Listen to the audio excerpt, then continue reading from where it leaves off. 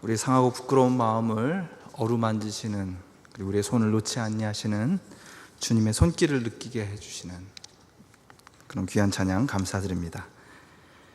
여러분, 오늘 설교 여러분에게 불편할 수도 있습니다.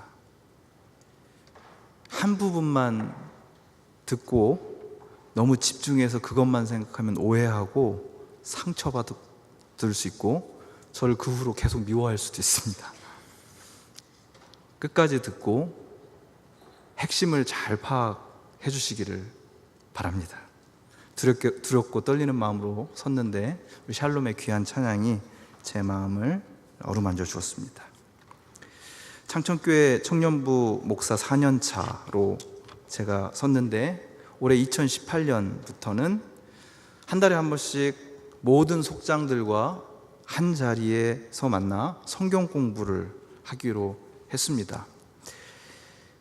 올해 초에 이렇게 속장들이 모여서 성경 공부를 하는 자리에 우리가 한번 고린도 전후서를 함께 읽자, 그렇게 제가 제안을 했습니다. 이런 제안을 한 데는 제게 나름 중요한 이유가 있었습니다.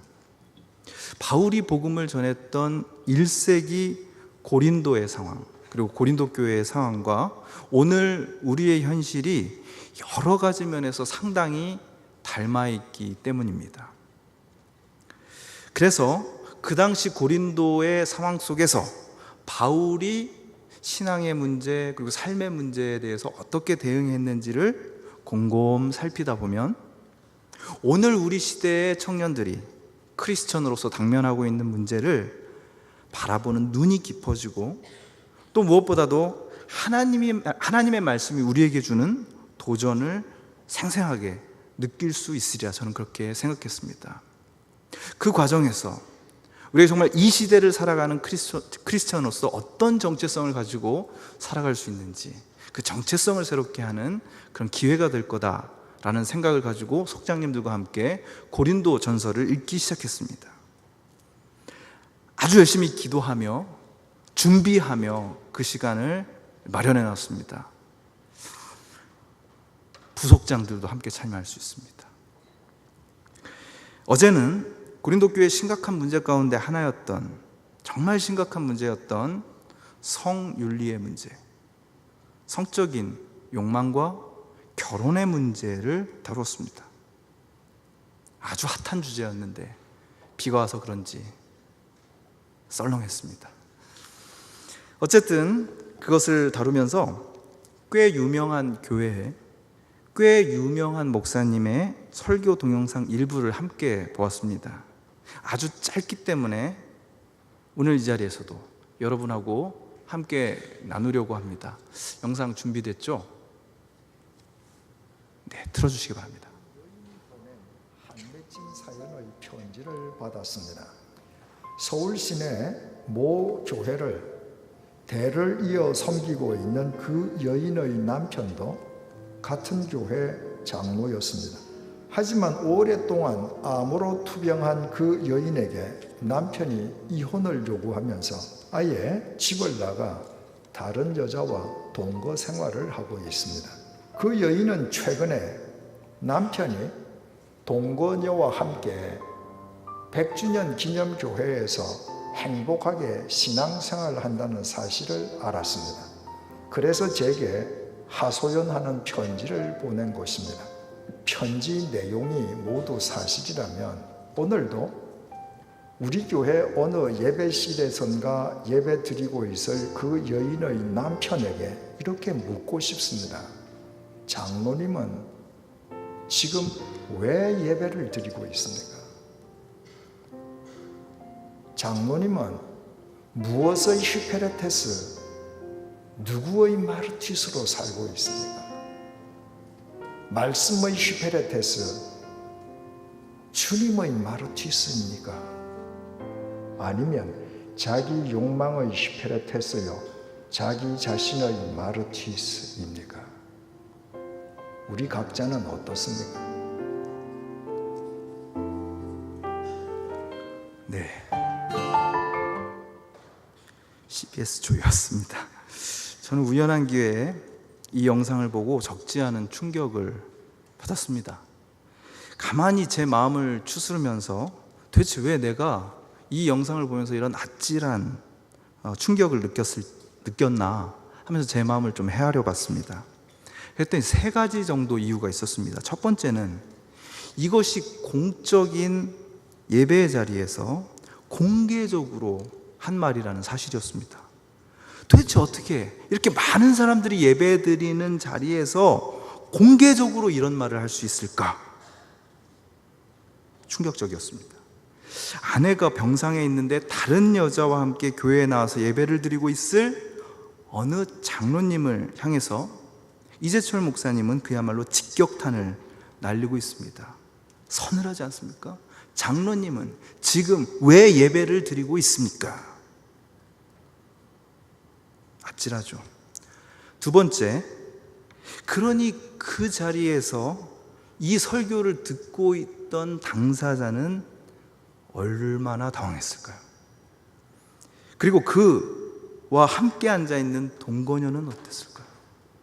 그리고 또 알 만큼은 알지만 쉬쉬하면서 그저 친절하게 대하던 그 주변에 있는 사람들, 그 사람들은 또 얼마나 당황했을까요? 저는 제가 그 자리에 앉아있는 것도 아닌데 괜히 지금 제가 그 자리에 앉아서 그 이야기를 듣는 것 같은 그런 충격을 느꼈습니다. 세 번째, 여러분, 한 사람의 사생활이 과연 이렇게 직접적으로, 이렇게 긴밀하게 하나님 앞에 나와 예배하는 것과 직결되는 문제일까요? 아내가 병원에 있는데 다른 여자와 함께 살고 있는 것, 그것이 신앙생활과 직결되는 문제일까라는 질문도 던지게 되었습니다. 이재철 목사님은 예배의 자리에 나와 있는 사람들 모두를 향해서 이렇게 묻고 있습니다. 여러분은 어떻게 살고 있습니까? 여러분은 누구의 종으로 살고 있습니까? 휘페르테스. 여러분은 누구를 증언하는 삶입니까? 마르티스.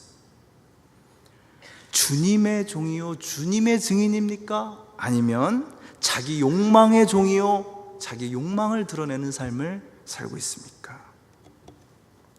여러분은 어떻습니까? 이렇게 동영상이 끝납니다. 무시무시하죠. 여러분, 그런데 이 설교 동영상만큼이나 충격적인, 아니 어쩌면 그보다도 훨씬 더 충격적인 지적이 고린도 전서에 나옵니다. 바울은 그 당시 고린도 교회 구성원 가운데 한 사람이 자기 아버지의 후처와 동거하고 있다는 소식, 그러니까 계모와 잠자리를 같이 하면서 살고 있다는 사실을 전해 듣게 되었습니다. 바울은 고린도 교회에게 보내는 편지에서 바로 이 문제에 대해서 직격탄을 날립니다. 여러분, 얼굴 보니까 그때부터 이미 교회가 상당히 콩가루였구나, 그런 생각을 하시는 것 같습니다. 맞아요. 초대교회라고 해서 다 우리가 본받을 만한 모습만 있었던 게 아닙니다. 오히려 오늘 우리 시대의 문제하고 상당히 유사한 것들을 많이 가지고 있어요. 고린도 전서 5장 1절입니다. 너희 중에 심지어 음행이 있다 함을 들으니 그런 음행은 이방인 중에서도 없는 것이라 누가 그 아버지의 아내를 취하였다 하는도다. 이렇게 나와 있습니다.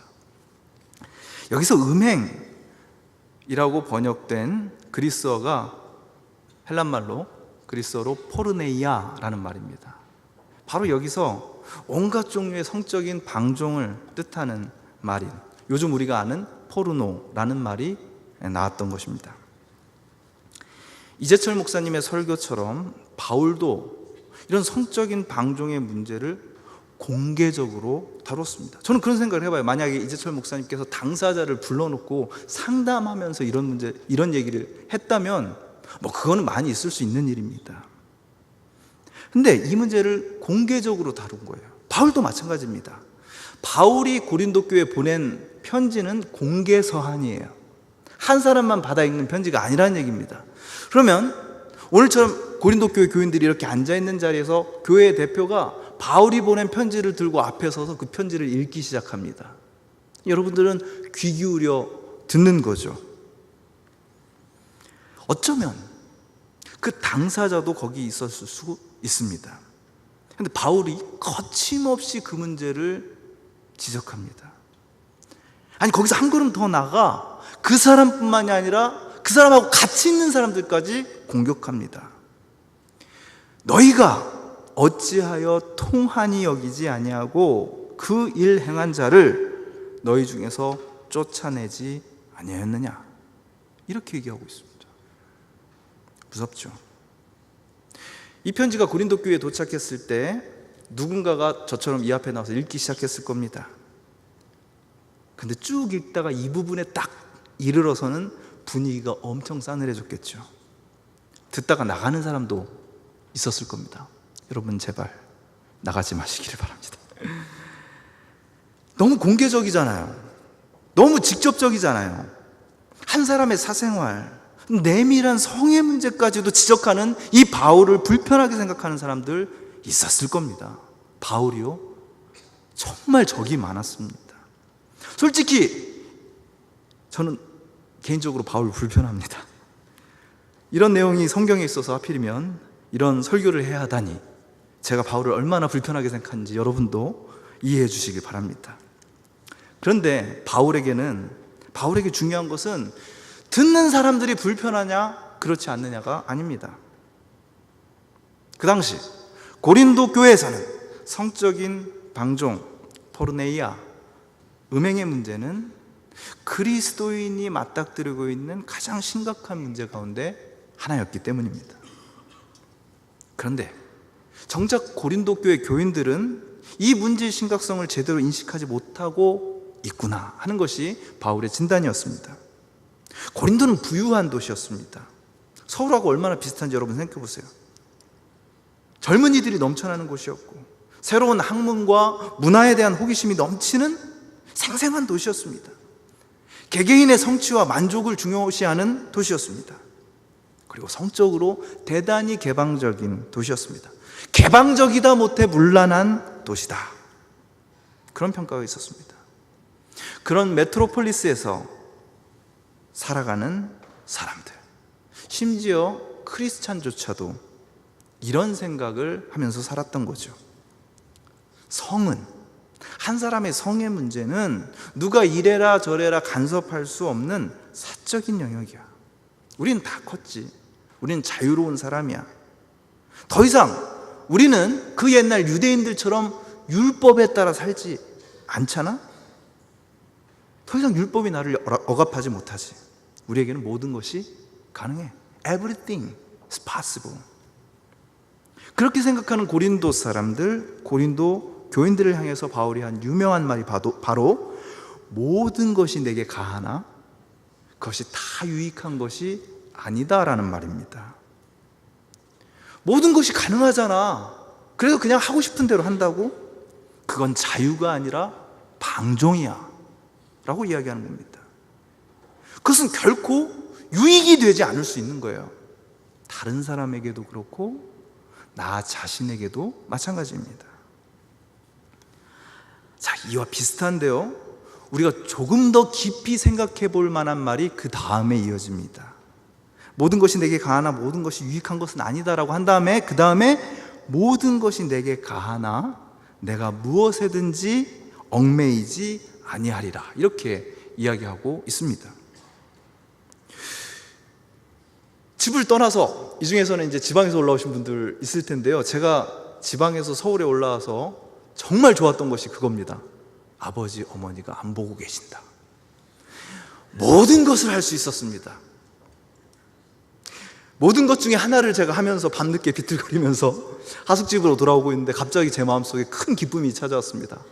아, 내가 집에 들어가도 나를 혼내길 아버지 어머니가 안 계시는구나. 얼마나 좋았는지 막 비틀거리다가 웃었어요. 참 좋구나. 모든 것이 가능해 보이죠? 하지만 곰곰 생각해 보면 모든 것을 다 하고 싶어하는 그 욕망이 나를 얽맬 수 있다는 사실을 또한 알게 됩니다. 우리가 이게 가능하지라고 해서 했어요. 근데 그 일 때문에 내가 오히려 부자유하게 되는 일을 얼마나 많습니까? 뚫린 게 입이니까 내가 아무 말이나 했어요. 근데 바로 그 일 때문에 그 이후로 나의 삶에 엄청난 부자유함과 얽매임이 생기는 경우가 얼마나 많이 있습니까? 모든 것을 다 하려는 다 큰 나의 욕망이 오히려 나를 어린 시절보다 더 얽어매고 있는 걸 우리는 인정하지 않을 수 없습니다. 바울은 이렇게 얘기하고 있는 거예요. 모든 것이 가능하다고 생각하니? 잘 생각해봐. 그런 너의 욕심이 너희를 얽매이기 십상이야. 모든 것을 다 해보고 싶고 모든 걸 다 경험해보고 싶은 마음 때문에 욕망과 무분별함과 변덕스러움이 너희를 얽어맬 수도 있어. 뭐가 진짜 자유겠니? 네가 하고 싶은 거 다 하는 게 자유야? 천만의 말씀 만만의 공떡. 오히려 그런 욕망에 얽매이지 않는 것, 헛된 욕망의 포로가 되지 않는 그런 자유가 훨씬 더 중요하단다. 여러분 잘 생각해 보십시오. 그리고 스스로에게 확인해 보십시오. 내가 자유라고 생각해서 한 일이 정말로 나를 자유하게 했는지, 아니면 나를 더 부자유하게 하는 올무가 되진 않았는지 말입니다. 모든 것을 할 수 있죠. 하지만 잘 생각해야 합니다. 그것이 나와 내가 속한 공동체의 덕이 되는지 말입니다. 내가 지금 하고 싶은 일을 하고 있어요. 근데 그것이 정말 내가 자유롭게 자유인으로서 행동하고 있는 것인지, 아니면 어떤 욕망이나 욕심에 이끌려서 그렇게 하고 있는지를 잘 구분해야 됩니다. 이거 구분하는 거요 쉽지 않습니다. 정말 쉽지 않아요. 그러면서 바울은 그 당시 고린도 사람들 사이에서 무슨 구호처럼 사용되던 말 하나를 인용합니다. 그것은 음식은 배를 위하여, 배는 음식을 위하여 있으나 하나님께서는 이것저것을 다 패하시리라. 이런 슬로건이었습니다. 자, 음식은 배를 위하여, 배는 음식을 위하여. 어차피 신은 이 모든 걸 다 없애버리실 테니까. 대충 이런 의미입니다. 모든 것에는 목적이 있다는 거죠. 음식이 있는 이유는 배를 채우기 위해서 있는 거고, 우리의 배가 있는 것은 음식을 채우기 위해서다. 어차피 신께서는 우리가 가지고 있는 이 육체를 다 언젠가는 패하실 것 아닌가?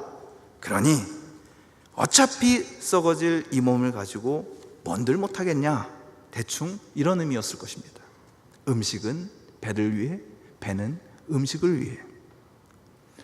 바로 그 연장선상에서 나올 수 있는 구호가 바로 우리의 몸은 그러니까 쾌락을 위해, 쾌락은 몸을 위해. 운이 맞는 거죠. 배는 몸을 위해, 몸은 배를, 배는 음식을 위해, 음식은 배를 위해, 몸은 음란을 위해, 음란은 몸을 위해. 이런 식으로 슬로건처럼 쓸 수도 있는 말이었습니다. 우리의 몸이 있는 것은 모든 성적인 가능성을 위함이다. 어차피 썩어질 몸인데 있는 동안 마음껏 즐기는 것이 이 몸을 위한 것 아닐까? 이것이 고린도 교회 교인들의 생각이었습니다. 고린도 사람들의 생각이었어요. 바로 그 지점에서 바울이 엄청난 신앙의 진리를 선포하고 있습니다. 14절입니다. 몸은 포르네이아, 음란을 위하여 있지 않고 오직 주를 위하여 있으며 주는 몸을 위하여 계시느니라. 엄청난 말입니다. 우리의 몸이 있는 이유가 오직 주님을 위하여서다. 이렇게 이야기하고 있습니다. 뭔가 이런 말을 들으면 우리는 신앙적인 감동과 뭔가 해보려는 의지 고취되게 됩니다. 우리 몸, 우리의 삶, 주님의 것, 뭐 이런 노래 많이 하잖아요. 그런 노래 여러분 다 아까 하는 거 봤어요. 제가 나의 삶을 주님께 드리겠다. 그래, 나의 삶, 나의 몸 주님을 위한 거지. 막 제단 위에 막 불로 바치고 막 열방에 불로 막 태우고 막 이렇게 몸 바친다 막. 여러분 찬양하는 말이 무슨 뜻인지 아십니까?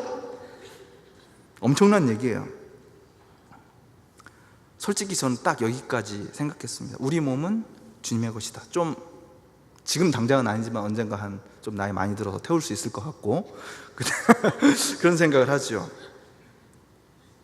그런데 바울은 여기서 한 걸음 더 나갑니다. 이게 저는 중요하다고 생각합니다. 그 다음 말이 뭐냐면 주는 몸을 위하여 계시느니라. 여러분 이 말이 믿어지십니까? 그래 나의 이 몸 주님을 위한 것 이럴 수 있어요. 근데 그 주님께서 몸을 위해 있다니 한 번도 생각해 보지 못했습니다. 당황스러웠어요. 주님께서 몸을 위해서 계시다니. 나의 이 몸 실수하고 이런저런 욕망의 포로가 되고 성적인 욕망의 포로가 되고 방황하는 나의 이 연약한 몸을 위해서 주님이 계시다니. 근데 바로 이것이 바울의 고백이었습니다. 여러분, 기독교는 영혼만을 위한 것이 아닙니다. 자칫 잘못하면 기독교는 계속 영혼, 내세 이런 것만 생각하는 종교라고 착각하기 쉽습니다. 우리 마음의 평안, 영혼의 구원만을 위한 영적인 종교라고 생각한다면 그것은 완전 착각입니다. 예수님께서 보여주시고 바울이 증언하고 있는 기독교는 우리의 몸을 포함해서 온전한 인간을 다루고 있습니다. 우리가 이 몸을 가지고 어떻게 살아가느냐, 우리가 이 몸을 가지고 다른 사람과 어떻게 접촉하고 어떻게 살아가느냐가 부차적인 질문이 아니라 정말 핵심적인 질문이라는 겁니다. 여러분, 철학자 강신주라고 아시죠? 철학자 강신주가 아주 재밌는 지적을 그의 책에서 하더군요. 몸에 대한 주제로 강의를 하려고 미리 젊은 사람들한테 물어봤답니다. 몸에 관해서 질문을 해봐라. 그랬더니 다 성에 관한 질문만 나왔대요. 강신주가 이렇게 씁니다. 우리 사회는 왜 이렇게 음란한 것일까? 진짜 몸에 대해서 질문을 해보라고 그랬더니 전부 다 그 섹슈얼리티와 관련된 질문이 나온 거예요. 그는 이렇게 답합니다. 우리 사회가 너무 오랫동안 억압적으로 성을 터부시하다 보니까 오히려 더더욱 성적인 것에 집착하는 사회가 되었다는 겁니다. 금지하면 더 하고 싶은 존재가 인간이니까요. 그 와중에 우리의 철학자 강신주는 서양 문명을 이야기하면서 이렇게 언급합니다. 기독교 전통만 하더라도 영혼은 중요한 것으로 여기고 몸은 당연히 폄하해 왔어요. 폄하해 왔어요. 그럼 여러분 이렇게 말하면 됩니다. 틀렸어요. 기독교에서 몸은 중요합니다. 주님께서 우리의 몸을 위해서 죽으셨고 우리도 우리의 몸을 통해서 이웃에게 다가갈 수 있고 심지어 하나님께 영광을 돌릴 수 있습니다. 물론 우리의 철학자 강신주는 더 중요한 지적을 하고 있습니다. 우리의 몸이라는 게 정신과 분리된 것이 아니라 항상 정신과 함께 간다는 거예요. 우리의 영혼을 위해서 막 몸을 학대하고 막 억압하고 이러면 영혼도 함께 무너져 버린다는 겁니다. 몸을 무시하면 정신도 함께 무너진다는 거예요. 몸은 정신과 함께 갑니다. 이것을 잊지 말라고 말하고 있어요. 몸을 함부로 쓰면 정신도 건강할 수 없다.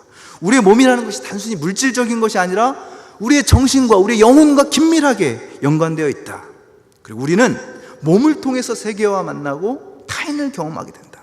그런 의미를 담아서 철학자 강신주는 인간의 몸을 악기로 표현합니다. 저는 이렇게 생각했습니다. 역시 대단한 철학자였습니다. 우리 모두는 훌륭한 악기예요.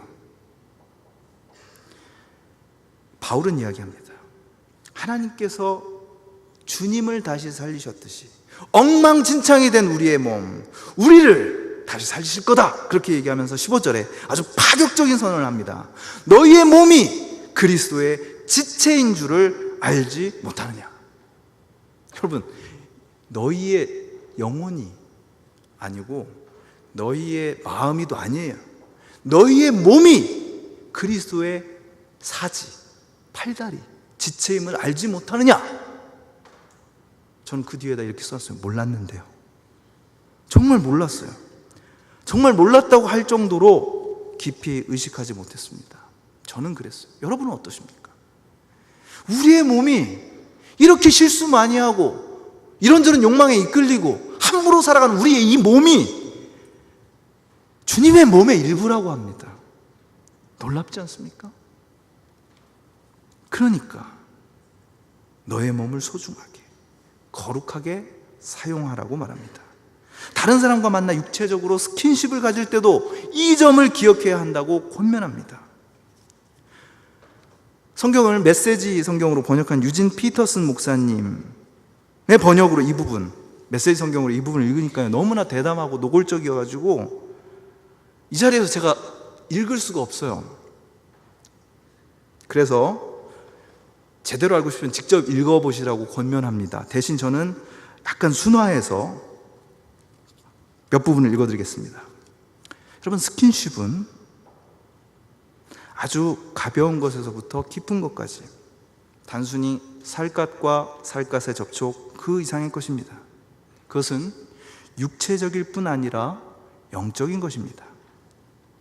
헌신과 친밀함이 없는 스킨십 추구하지 마십시오.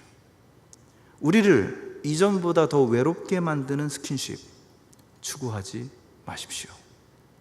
제가 순화해서 스킨십이라는 표현을 쓰고 있습니다. 읽어보십시오. 과거에 이전까지 여러분 어떻게 살아오셨습니까? 거기에 얽매이지 마시길 바랍니다. 사도 바울도 오늘 본문 바로 앞인 11절에서 이렇게 강조합니다. 너희 중에 이와 같은 자들이 있더니. 어떤 이와 같은 자들이겠어요? 자기의 몸을 그냥 자기가 하고 싶은 대로 방종하게 사용했던 사람들입니다. 그런 자들이 있더니 주 예수 그리스도의 이름과 우리 하나님의 성령 안에서 씻음과 거룩함과 의롭다 하심을 받았느니라. 여러분, 이 선언이 구석구석 이 자리에 있는 모든 분들에게 해당되기를 바랍니다. 저도 마찬가지입니다. 우리 가운데 대부분은, 아니 거의 모든 사람은요, 고린도와도 같은 요즘 우리 사회 속에서 다소간 성적으로 무분별한 충동에 빠질 수 있습니다. 교회 다닌다고 안 그럽니까? 교회에서 어떤 봉사를 한다고 안 그래요? 직분을 맡았다고 이런 일이 안 일어납니까? 장로라고 보셨잖아요. 목사라고 그래도 일어날 수 있습니다. 여기 있는 저를 비롯해서 이 자리에 있는 여러분 모두 이런 문제에서 자유로울 수 있는 사람 없습니다. 누구를 판단하고 누구를 비판할 수 없는 인간입니다. 근데 바로 그렇기 때문에 우리에게는 말씀이 필요합니다. 때때로 우리를 불편하게 만들죠. 우리를 당황스럽게 만듭니다. 나를 부끄럽고 무안하게 만듭니다. 하나님 말씀을 통해서 은혜 받았다, 물론 그렇죠. 한 절반 정도는 은혜가 됩니다. 그 절반 정도는요, 우리의 굉장한 도전을 합니다. 우리를 힘들게 해요. 불편하게 합니다. 듣다가 뛰쳐나가고 싶은 말들이 많이 있습니다.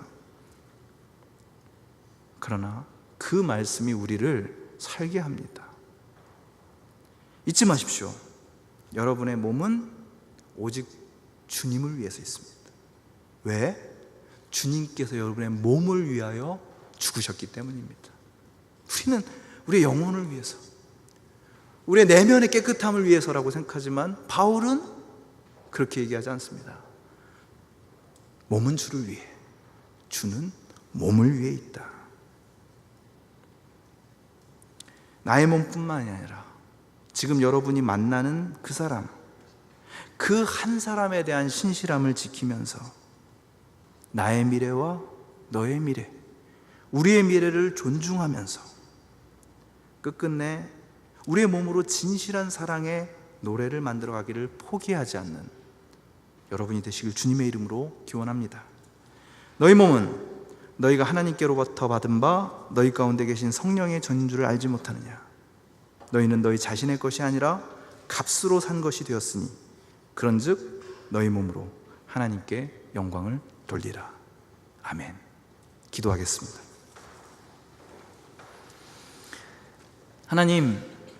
하나님께서 나에게 허락하신 이 몸의 소중함을 생각해 봅니다.